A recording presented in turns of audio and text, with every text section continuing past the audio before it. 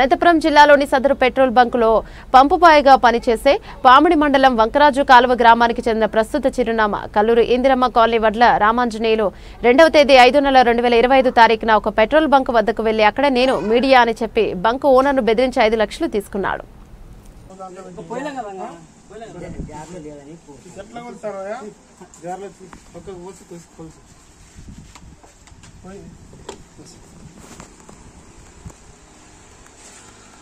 జనాలు తిప్పుకోవాలా ఏమన్నా మేము తిప్పుకోవాలా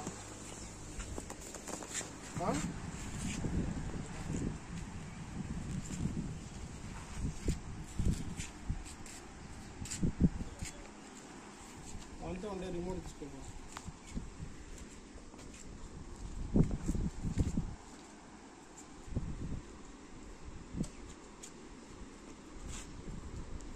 వీడియో తీసి